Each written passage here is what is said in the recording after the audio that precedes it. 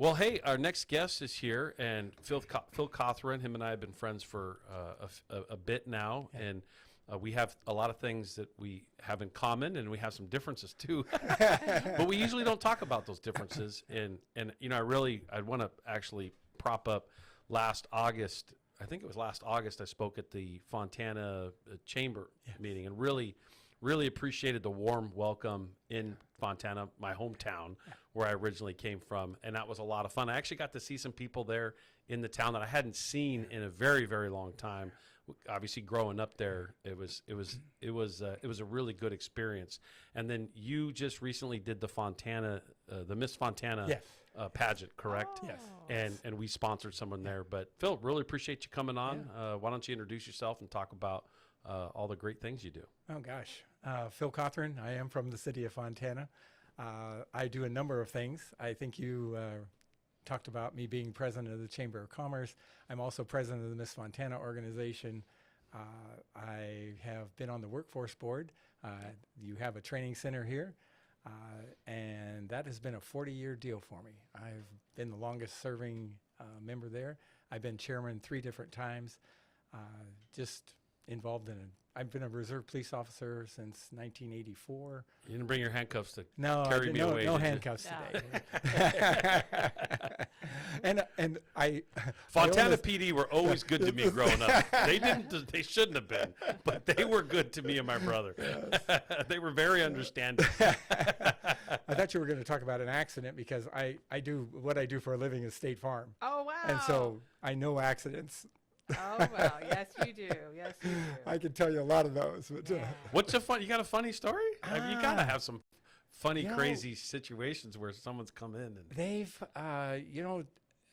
amazing. We have so many accidents. But in the good old days, back when we could go out and, because being a reserve, I could go out on the street and take the accident report and file the report with the State Farm at the same time, get my client all taken care of, tow the car. It was just like a one-stop shop. That's awesome. That is awesome. Well, you also sit on the Youth Helpers Board, too. Yes, correct? I serve on the Youth Helpers. I thank you so very much for all the help you wonderful. give us there. We're doing a great job with those, kids. Phenomenal job. Yep. So, Becky and all of you guys are doing with the Youth Helpers. And it's fun to watch all the different programs that have grown out of that, too. Yeah. The Light program, the integration in the schools, that's now turned into this real robust program at the training center with the high schools, and over 1,000 kids went through our system last year. Yep.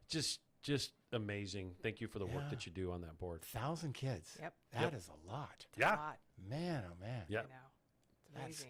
Now, where are they heading to? Are they going to the county, or are they going? A little bit everywhere. That's what we're wrestling with now, is trying to get all the employers locked in. Okay. The first year, we struggled with getting all of them placed. But I think that as time goes on, we're going to be able to place more and more and more of them. This last year that we did the event here, were you up here? Did you come to that in November? Oh gosh, I've been to so many events in your parking lot. I don't know. I know. So now what's happening is the employers are seeing like, oh my God, there's so many. Yeah. You know how it is. The employers sometimes are hard to lock them in, especially hiring at 18. This interesting dynamic where they want people with experience, and I keep telling them over and over again, you don't want to hire someone else's problems. Yeah.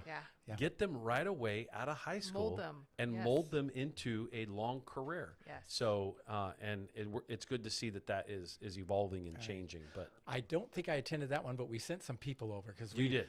As president of the chamber, we've got almost 700 units of people that are members. So, and we're always looking for people. So that's good.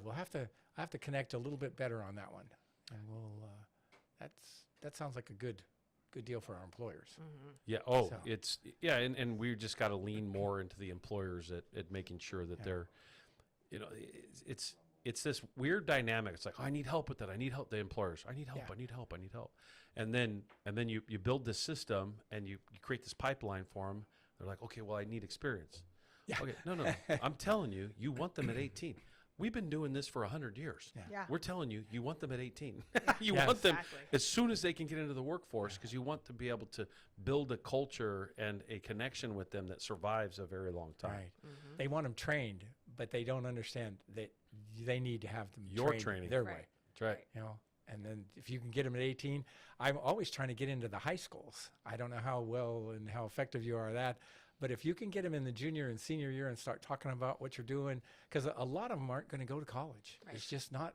Yeah. I got to say, the kids, this last event we did in November, there were over, I think Becky said last time, there was over 1,000 of them Wow. that went through. We had, I think, 80 different jobs that they could see here on our campus here. 80 Yeah. different jobs. 80 different jobs. Yep. And they were shocked. You know, they went from, you know, maybe being a truck driver to a CSI to, you know, something in the water department. Right. You know, there was this All over.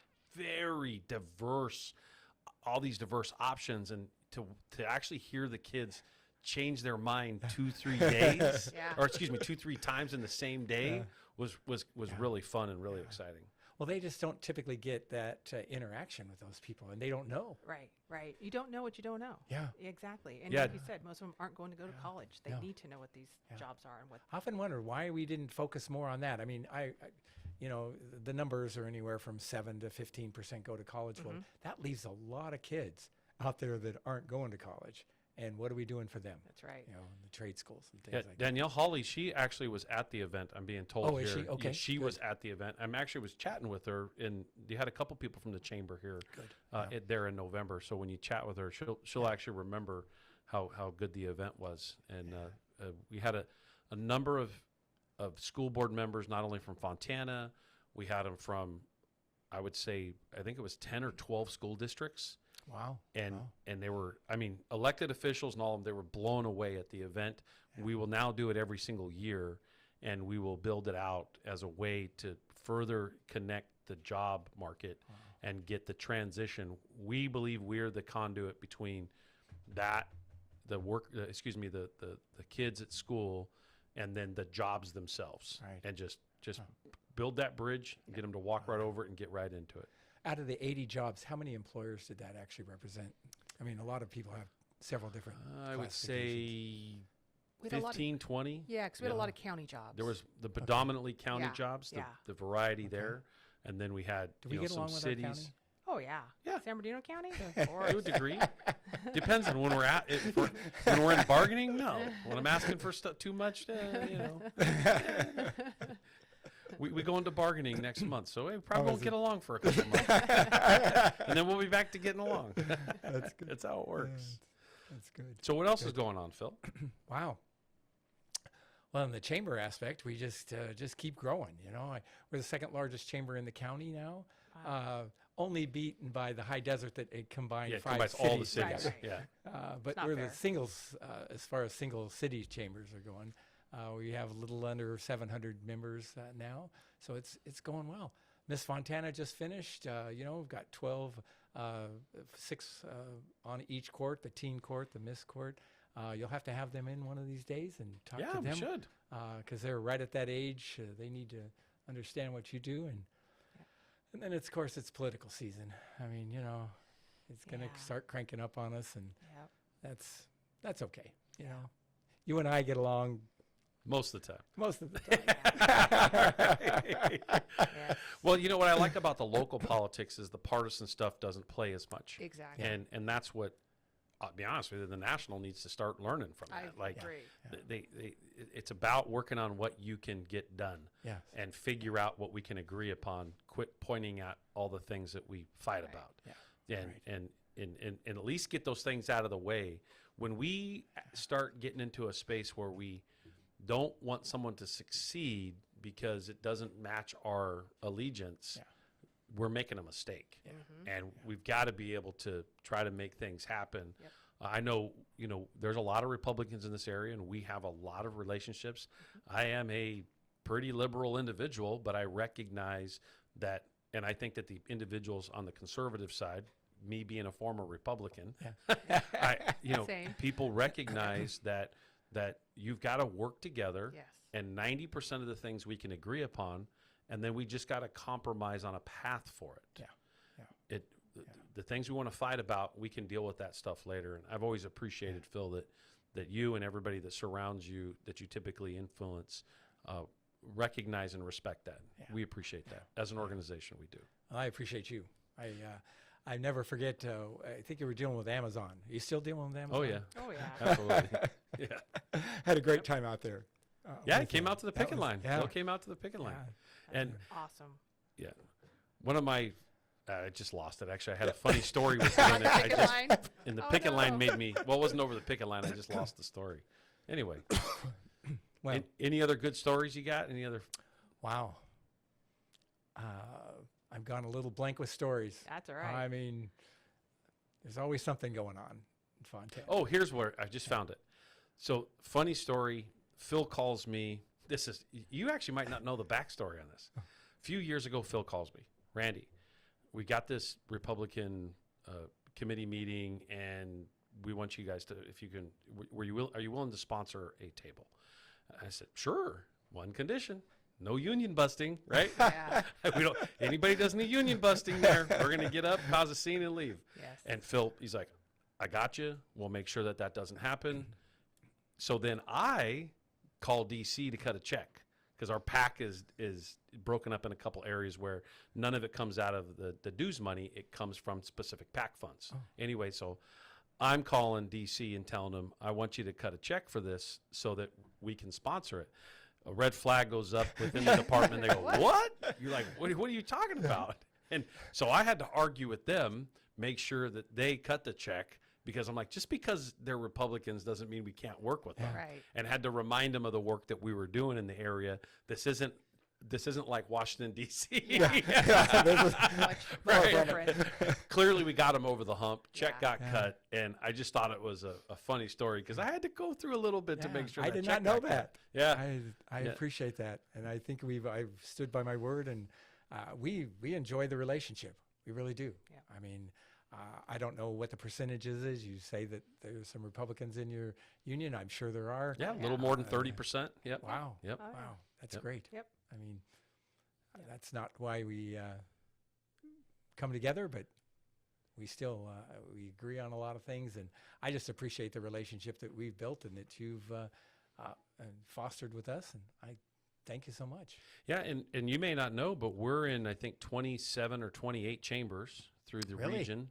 Yeah. Wow. Yeah, we try to attend and be everywhere as a reminder. Hey, look, our members are making the community grow. You know, we're the ones that are taking care of it. You know, you probably see our billboards here recently talking about UPS. Yes. You know, you know, I know UPS is a little, you know, he's like, and we told him, well, we don't see your logo up there. Yeah. Right. But it's a reminder that don't forget that even though you see the big logo of a big name brand, it's the people that make the company successful. Yeah. Yeah. Yeah. Very Yeah. much so. What you got? You got anything, Kathleen? As we wrap this segment No, up? I've always appreciated it, how he's always acknowledged the fact that so few of the kids coming out of high school actually go to college. Yeah. And what are we doing for those kids? And I really love that about you. And I appreciate the partnership with you, you know, with our training center, with the youth helpers. And, you know, it's important. These kids need a pathway to something great. Yeah. And it doesn't have to include college. You know, we have Yeah. to stop. We have to get over that. Because like you said, 7-10% are going to go to college. Right. What about the rest? Yeah. So I appreciate that. I had to be very careful with that because, you know, as Yeah. the president of the Chamber of Commerce, you start talking about it's okay not to go to college. Well, you know, the reality is very few of them are going to college. Right. And I wanted to know, what are we going to do with them? Right. I mean, we've got all these programs. You want to go to college, you want to do this, you want to do that. Right. And that's kind of automatic. But the school system needs to understand that Yeah. they're graduating a lot of kids. Don't get me there. wrong. There's certain jobs you do have to go to school Oh, yes. for. My yes, heart absolutely. surgeon better have Yes, a degree. Yes, yes. I've got one of those. Right? And I Yeah. need My it. brain surgeon. Yeah. Got to have some schooling, but. No, there we are- don't yeah. want a robot doing heart. No, No, we no. sure don't. We sure do We not. sure don't. But like you said, the Yeah. vast majority, really, we have to come up with Yeah. these trade schools and these other Good. pathways. Yeah. Give them a chance to a good life, Yeah. buying a house and having a family. Yeah. And There. that's why I like your training center, because this is not just a project after that they're graduating and not going to college, but they're having a good income. Right. I mean, you're taking care of them. I mean, when I think of the union, I think automatically it better be a good wage. Yeah, that's I it. mean, I'm trusting that you're still holding the line on that A one. livable wage and, Absolutely. and affordable health care. Yeah. All of it. You Yeah. better believe it. That's right. You know, that brings me to, I think, a good question is, you know, can you talk about the relationship with labor and the Republican Party here in San Bernardino County. Obviously, I got the five supervisors at the county level. 4 of them are Republicans, and we have a really good relationship with them. And we have a great relationship with you. What's that mean to you to have a good relationship with labor? Wow. In what Because I do, we get characterized as villainizing you all the time. Believe me, I have my moments of villainizing the Republican Party on subjects, right? But I've always said local politics doesn't allow that divisive stuff that sometimes creates bigger problem for us. But on the local level, I think that this is where it really gets done, and that partisan stuff starts to kind of dissolve a little. Yeah. And I want it to dissolve. I mean, when you get into the state level, that's a whole different ballgame. But in the at local, the city councils, water boards, all those kind of things, I mean, it is really important. And it's important for the party to see me have a relationship with you. Because when you started, I mean, when 2-3 years ago, you came on our, and you started, and we interviewed you, and you had some upset people probably. They probably said some obnoxious things, because I had all the people through. And they needed to see that we can have a relationship, that we agree on a whole lot more than we disagree on. And so that was so important for the 300 and some thousand Republicans in the county to see that the party can have a relationship with labor. And labor is important to us. And you're important to me now. Yeah, and your son's an IBEW member, Yes, correct? he is. He's a union rep. Oh, wow. Good for him. Yeah. He's broken a lot of doors for me that has worked out really well. They look at, what does your dad do? Well, he's the chairman of the party. Yeah, exactly. Like, you got to be kidding. Again, it's about having the dialogue. I can definitely find people that want to be mad at me for having the conversation, right? Right. In the end, our obligation is to represent everybody. And do I wish that our members didn't fall into the sort of partisan rut of saying, well, if it's a Republican, I'm checking it RRR, or if it's a Democrat, I'm checking it DDD. Like, we have got to try to escape that, and the only way we're going to escape that is by having these conversations, is by starting somewhere. So, and it's time to have you back. No problem. Okay. Anytime. Good. Oh, wow. Yeah, Good. let's get with Robert. We'll work it in, and we'll try to figure out. And you know me, I'm always up for getting into that space, having good dialogue, and asking some people to help make some good things happen. Yeah. We're proud of the work that's been done, and we're proud of what our members do. Right. And that's a real good starting point to be in. I've had an opportunity to even influence some of our state people that when they come, because I get called from everybody. They want money, they want support, they want all this kind of thing. Everybody always wants money. We know that. Yeah, yeah, that's for sure. But I said, how are you with the unions? How are you with labor? And they said, nobody's ever asked me that. I said, well, I'm the Republican that's asking that because that is so important. If we're going to move forward, if we're going to really accomplish something, we've got to work together on that. And it's going to work out fine. It's going to be good. So I thank you for that. Well, thank you for coming on, Phil. Really appreciate it. Any closing remarks? No, I just want to tell you how much I appreciate the 1932. Becky has been phenomenal for us. Your whole staff. Robert's stuck over Robert's there. over there. Robert's He's back hiding. over there. They just treat us so kindly. I just appreciate all that you do. Isn't it pretty cool? We got a training center, we got a radio station, we got our own, live show, and we're just trying to get the positive message out there and trying to bring everybody together to make some good work. This is the Worker Power Hour with Randy Corrigan on the Teamsters 1932 Broadcast Network. Take it away, Mark, for a quick break.